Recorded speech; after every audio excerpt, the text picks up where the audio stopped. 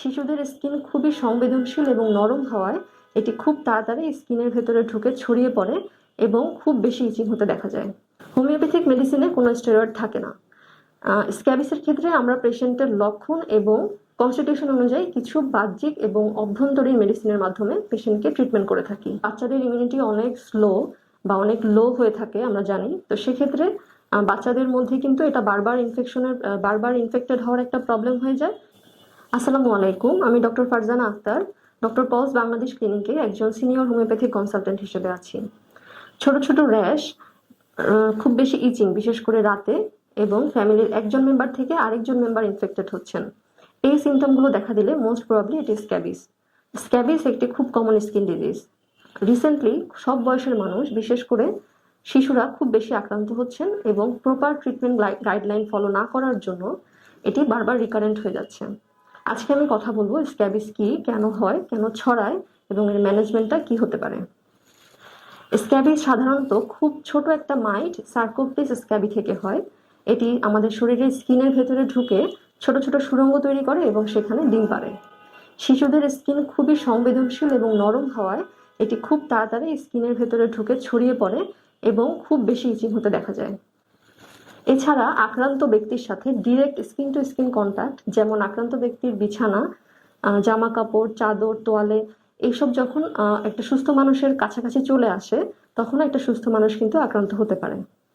এছাড়া আক্রান্ত শিশু ডে কেয়ার অথবা স্কুলে যখন খেলাধুলার মাধ্যম হয়, তখনও কিন্তু অন্য ভালো শিশুরাও শিশুর সাথে থেকে এই ডিজিজটা ছড়াতে পারে। লক্ষণগুলো কি কি হতে পারে? সাধারণত আঙুলের ফাঁকে, কোমর, পেট, নাভির চারপাশে অনেক বেশি ইচিং হতে দেখা যায়। এছাড়া শিশুদের ক্ষেত্রে ডায়াপার এরিয়াতে, ফেসে এবং মাথায়ও অনেক ধরনের র্যাশ দেখা দিতে পারে। ছোট ছোট লাল লাল দানা এবং অনেক বেশি ইচিং, বিশেষ করে রাতের দিকে হয়। শিশুদের ঘুমে অনেক বেশি সমস্যা হয়ে যায়, যেহেতু রাতে এই ইচিংটা অনেক বেশি হয়ে পড়ে এবং বাচ্চারা অনেক বেশি খিটখিটে হয়ে পড়ে। প্রাইমারি স্টেজে খুব ভালোভাবে ট্রিটমেন্টটা আমরা না নেওয়ার কারণে এটি ইনফেকশন স্টেজে চলে যেতে পারে। স্ক্যাবিসের ম্যানেজমেন্ট কি কি হতে পারে?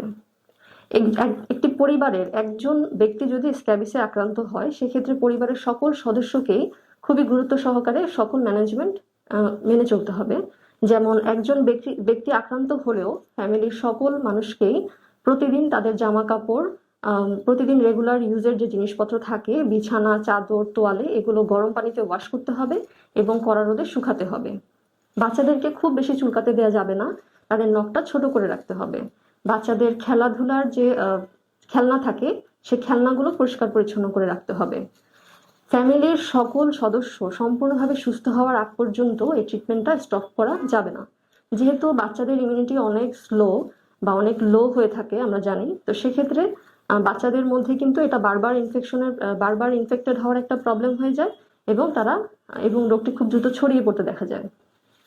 এছাড়া অনেকে স্কিনের ইচিংটা কমানোর জন্য স্টেরয়েড ক্রিম ইউজ করেন, যার কারণে ইচিংটা বা র্যাশটা হচ্ছে একটু চাপা পড়ে যায়, বাট মাইট কিন্তু ঠিকই থেকে যায়। সেক্ষেত্রে পুনরায় আবার এটা আক্রান্ত হবার সম্ভাবনা থেকে যায়। এছাড়া বারবার স্টেরয়েড ক্রিম ইউজ করার ফলে কিন্তু বাচ্চাদের স্কিন অনেক বেশি সেন্সিটিভ হয়ে পড়ে।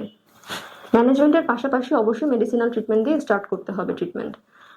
ইনফেক্টেড হওয়ার প্রথম কয়েক সপ্তাহ, যেমন 2 থেকে 6 সপ্তাহকে আমরা প্রাথমিক বা প্রাইমারি স্টেজ বলে থাকি। এই সময় তাদের লক্ষণ অনুযায়ী কিছু মেডিসিন আমরা দিতে পারি, যেমন বেলাডোনা, হিপারসালফ, সালফার, সুরিনাম ইত্যাদি। প্রাইমারি স্টেজে যখন ট্রিটমেন্ট সম্পূর্ণভাবে ফলো আপ না করা হয়, তখন এটি ইনফেকশন অবস্থায় চলে যায়। সেক্ষেত্রে র্যাশগুলো আরো বড় হয়ে যায়, সেখানে অনেক বেশি ইচিং থাকে এবং মাঝে মাঝে পাস ফর্মেশন হতে দেখা যায় এবং কিছু কিছু ক্ষেত্রে ব্যাকটেরিয়াল ইনফেকশনও হয়ে পড়ে। সেক্ষেত্রে লক্ষণ অনুযায়ী আমরা আরো কিছু মেডিসিন দিতে পারি, যেমন সুরিনাম, সালফার, মেজেরিয়াম, গ্রাফাইটিস ইত্যাদি। এছাড়া যখন বারবার স্টেরয়েড ক্রিম ইউজ করা হয়, সেক্ষেত্রে আমাদের র্যাশ চাপা পড়ে যাচ্ছে কিন্তু মাইট থেকে যাচ্ছে, ইচিং থেকে যাচ্ছে, সেক্ষেত্রে আমরা তখন তাদেরকে আবার সিমটম অনুযায়ী আরো কিছু মেডিসিন দিতে পারি, যেমন carcinosin, tuberculinum, mezereum etcetera. Homeopathic মেডিসিনে কোনো স্টেরয়েড থাকে না। স্ক্যাবিসের ক্ষেত্রে আমরা পেশেন্টের লক্ষণ এবং কনস্টিটিউশন অনুযায়ী কিছু বাহ্যিক এবং অভ্যন্তরীণ মেডিসিনের মাধ্যমে পেশেন্টকে ট্রিটমেন্ট করে থাকি। ফলে শুধু র্যাশ চাপা পড়ে না, বরং ভেতর থেকে রোগের প্রবণতা কমিয়ে ব্যক্তি সুস্থ হয়ে ওঠে।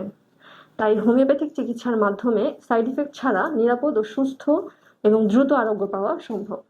ধন্যবাদ।